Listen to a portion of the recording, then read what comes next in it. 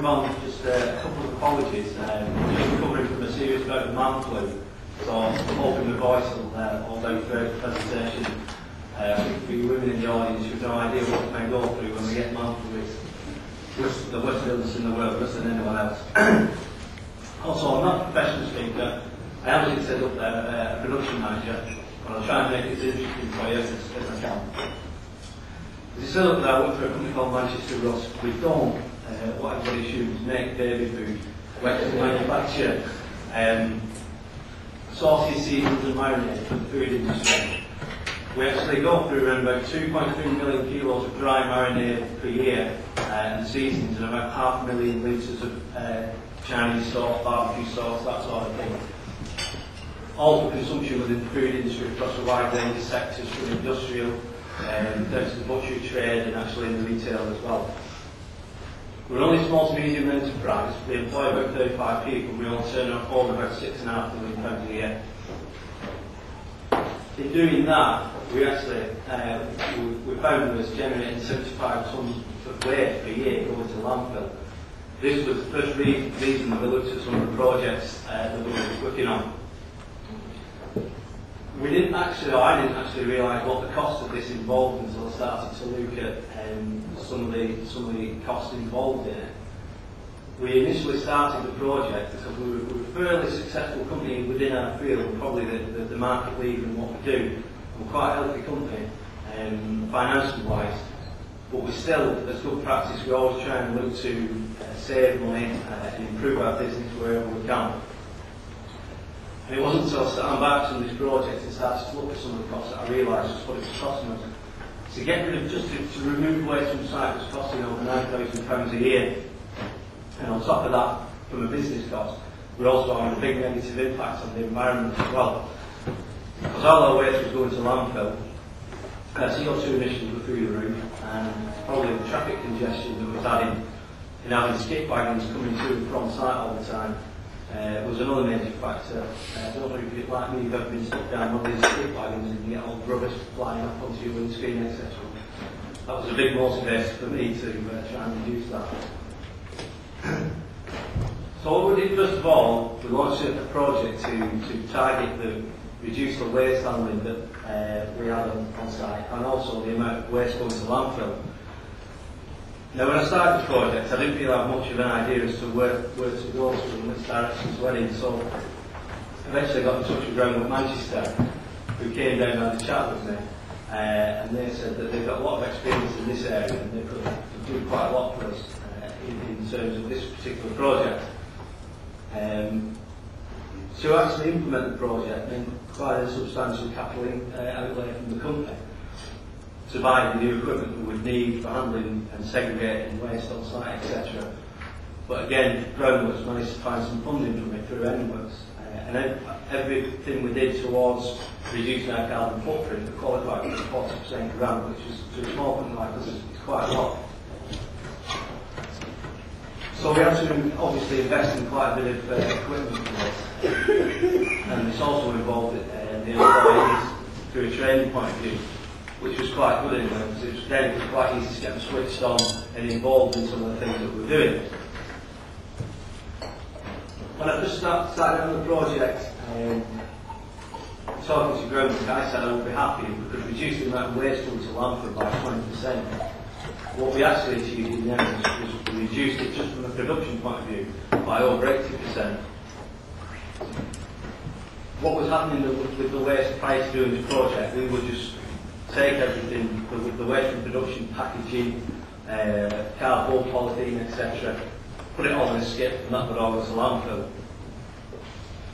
What Groundwork led us down the road to do was actually start segregating all the waste, cardboard, polythene, things like that. They then put me in touch with a company that would actually come to site, remove it all, and give us money for it as well. So from spending £10,000 a year, we're actually getting money back for the waste now. And that's generated somewhere in the region of £15 a year. And also prior to this, we were having to pay for skips going to landfill, 2 skips twice a week. That was getting quite costly. Now we have 1 skip that just gets removed for the small bits of landfill waste that we still have. returns £572 per year. This was always in my mind a two-stage project, because I thought if I can implement this in the production area, then it should be quite easy to then go around across the whole business with it and move it into the office side of things as well. So when I moved to the second side of the project, I started to analyse some of the waste costs there. And actually it works out that we're getting 3.8 tonnes of junk mail per year. And this is stuff that if you don't ask for it, it comes through your front door and then you've got to pay to get rid of it. Even though I contacted all the companies and said, don't send me any more magazines, etc., you're still always going to get the junk mail coming through. So what we did then, we started to separate everything that came through. I found what was especially surprising, which probably applies to a lot of people here as well. 3 or 4 of us in the same building were subscribing to the same magazine. So we're getting 3 or 4 copies of the same business magazines coming through the post as well. So what we started to do then was to separate all the newspapers, the polythene that the trade magazines come in, plastic cups, cans and tins that people bring into work, everything that could be recyclable. We set up recycling stations throughout the company. What I actually found though was to get people on board with it, you've got to make it as easy as you can for them to use these recycling stations. It's no good asking somebody who works on the 3rd floor every time they've used a tin can or finished with a magazine to walk down 2 floors and put it in the bin instead. You've got to put these things throughout the building, which makes it easier for them. Following on from this then, we started to look at our utilities, because the amount of energy we were spending was quite high, because obviously we're a manufacturing company, we have some pretty big machinery in there, and it can get quite costly to run them. When we actually started looking at the utilities bill, we first of all went for all the easy wins, replacing all the bulbs with energy efficiency, having a drive on turning off the power off, turning machinery off when it's not being used, etc.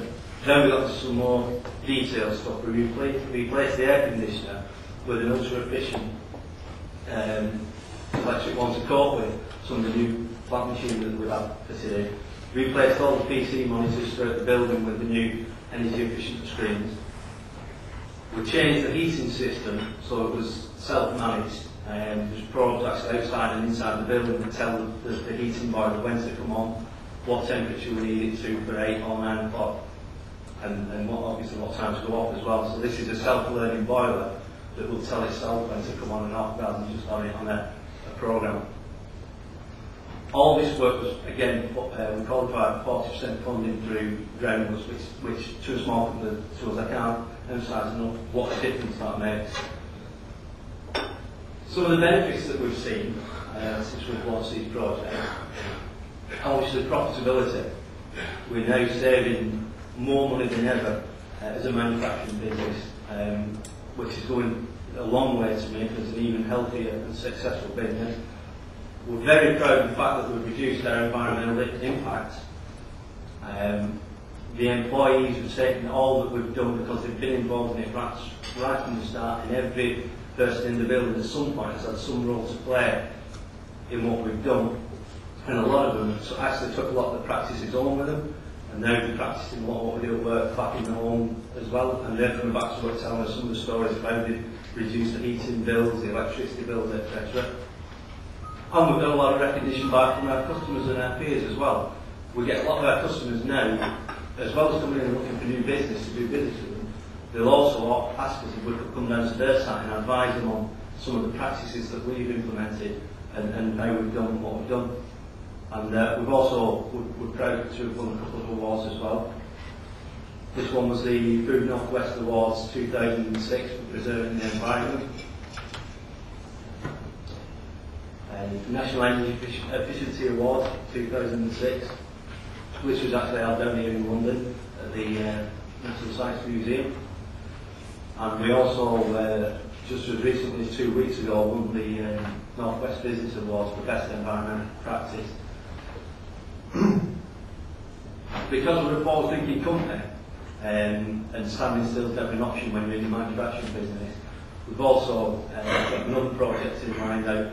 The people who come and collect the waste from our site, they're installing a new piece of equipment And what they're telling us this will do is they will be able to take every single bit